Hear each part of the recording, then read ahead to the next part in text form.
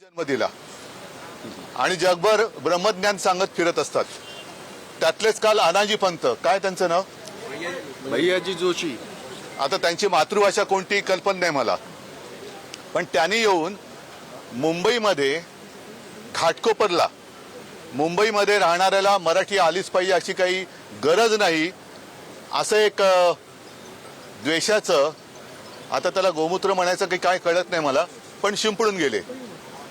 याचा अर्थ असा की हा संघाचा छुपा अजेंडा आहे, भाजपचा छुपा अजेंडा आहे.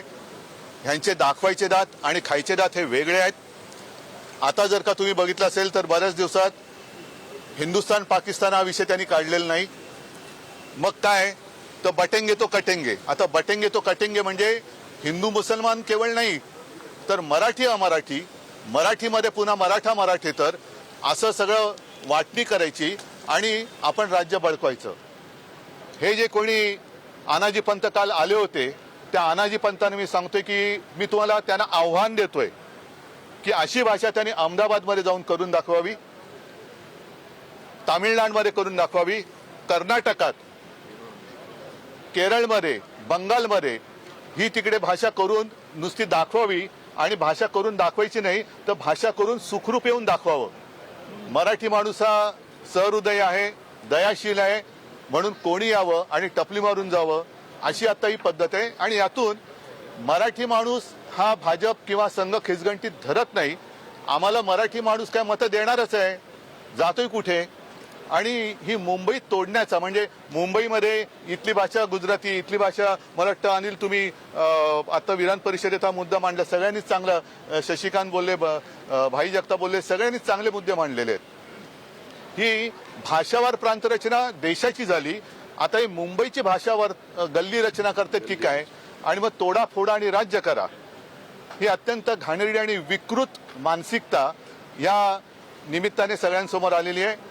काल ज्याप्रमाणे मला वाटतं विधान परिषदेत मुख्यमंत्री बोलले की कोरटकर काय करताय, कोरटकर हा चिल्लर माणूस आहे, तसं मुख्यमंत्र्यांनी जाहीर करायचं भैयाजी काय करतायत, भैयाजी जोशी हा चिल्लर माणूस आहे. मग एक तर त्यांनी तो चिल्लर म्हणून जाहीर करावा, नाहीतर या चिल्लरचा काय बंदा रुपया असतो त्याच्यावरती राजद्रोहाचा गुन्हा दाखल झाला पाहिजे. कारण महाराष्ट्रामध्ये मराठी भाषा सक्तीची करण्याचा कायदा हे महाविकास आघाडीचं सरकार असताना आणि मी मुख्यमंत्री असताना केलेला आहे. या कायद्याच्या विरोधात इकडे मराठी भाषा आली नाही तरी चालेल असं बोलण्याचं धाडस करणाऱ्यावरती एकावरती कायद्याचा जर का बडगा उगारला तर यापुढे असं कोणाची बोलण्याची हिंमत होणार नाही. आणि नाहीतर मग त्यांनी सांगावं की संघाचा आणि भाजपचा छुपा अजेंडा आहे. एक तर कारवाई करावी, नाहीतर हे जे काही पाप आहे हे त्यांनी मान्य करावं.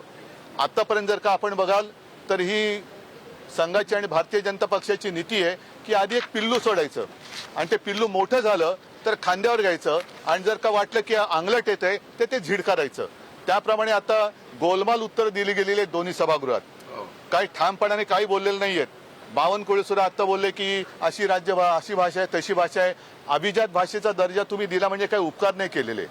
कारण मराठी भाषेचं महत्व संघाला कळलं नसेल, भाजपला कळलं नसलं तरी सुद्धा तेव्हा इंग्रजांना कळलं होतं.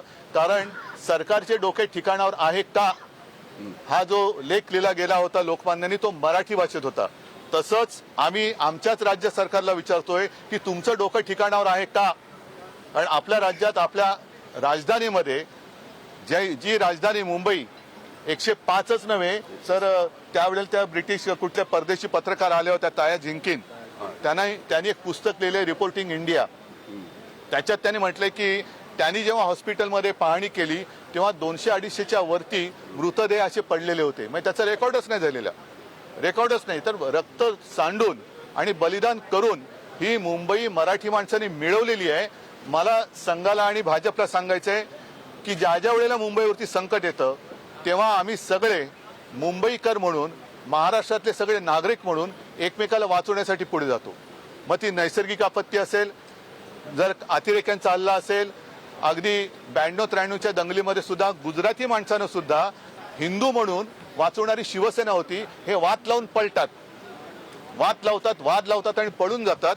करोनाच्या काळामध्ये सुद्धा सगळेजण आम्ही एकत्रित सगळ्यांना माणूस म्हणून आणि आपल्या देशाचे महाराष्ट्राचे मराठी माणसंच काय सगळे इतर भाषिकांना सुद्धा आपलेपणाने जपलं होतं. त्या आपलेपणामध्ये तुम्ही साखर टाकू शकत नसला तरी मिठाचा आणि विषाचा खडा टाकू नका. मुंबई एक चांगली महानगरी आहे. ती जिंकायची असेल तर चांगलं काम करून जिंका, विष घालून जिंकू नका. जर का तुम्हाला स्पर्धा करायची असेल तर चांगल्या कामाची स्पर्धा करा. मी मागे एका भाषणात बोललो होतो की याच मुंबईमध्ये शिवसेनेने रक्तदानाचा जागतिक विक्रम केलेला आहे. तसं काहीतरी काम RSSने करून दाखवावं. कारण नाहीतर काय होतं, लढायला तुम्ही आणि मिरवायला आम्ही, अशा पद्धतीने यांचं काम सुरू आहे. तर याचा आम्ही जाहीर निषेध करतोय. माझी तर मागणी आहे की ही अशी विषवल्ली या सरकारने वेळीच ठेचली पाहिजे. आणि नाहीतर या जोशींनी तामिळनाडूमध्ये आजच स्टॅलिनचं आलेलं आहे की त्यांनी भाषिक आता वाद सुरू केलेला आहे. म्हणजे भाजप आता उत्तर विरुद्ध दक्षिण असा आपला देश तोडायला निघालेला आहे. सगळे दक्षिणेतली राज्य आणि तामिळनाडूमधले सगळे पक्ष हे एकत्र झालेले आहेत. कमल हसन आज बोललेले आहेत की यांना इंडिया नाही तर यांना हिंदिया करायचं आहे. या अशा सगळ्या ह्या वादाच्या ठिणग्या टाकून तुम्ही भारत माता की जय बोलू शकत नाही. भारत माता ही सगळ्यांची आहे. महाराष्ट्र हा आमचा सगळ्यांचा आहे आणि महाराष्ट्रामध्ये येऊन कायद्याच्या विरुद्ध जर बोलत असतील तर त्यांच्यावरती राजद्रोहाचा गुन्हा दाखल केला पाहिजे. त्यांचा आम्ही तर जाहीर निषेध करतोय. पण भारतीय जनता पक्षाने आणि विशेष म्हणजे अगदी भारतीय जनता पक्षामध्ये भारतीय जनता पक्षातले मूळ जे हाताच्या बोटावर राहिले असतील ती लोक, त्याच्यात आलेले सगळे गद्दार, यांना जर का आपल्या मातृभाषेबद्दल प्रेम असेल तर त्यांनी सगळ्यांनी या जोशींचा निषेध केलाच पाहिजे. ही आमची जाहीर मागणी आहे. आम्ही तर करत आहोत आणि आता मी तुमच्याशी बोलल्यानंतर आम्ही सगळेजण हुतात्मा स्मारकात जाऊन हुतात्म्यांना आम्ही अभिवादन करणार आहोत. तिकडे त्यांना सांगणार आहोत की कोणी किती विष कालवलं तरी आम्ही मराठी माणूस मुंबई आमच्या हातातनं कोणालाही हिसकावून घेऊ देणार नाही. म्हणजे नाही. ज्याप्रमाणे तुम्ही बलिदान केलं त्या बलिदानाची शपथ घेऊन आम्ही मुंबई ही महाराष्ट्रापासून आणि मुंबईची वाटणी आम्ही व्हायला देणार नाही.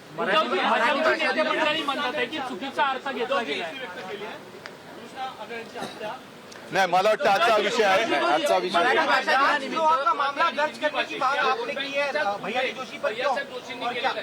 भाजपची जी वोट बँक आहे गुजराती भाषिक आणि हिंदी भाषिक या दोनच भाषांचा उल्लेख भैयासाहेब जोशींनी केला आहे. बरोबर आहे. ही यांचं लक्ष बँकेवरतीच आहे.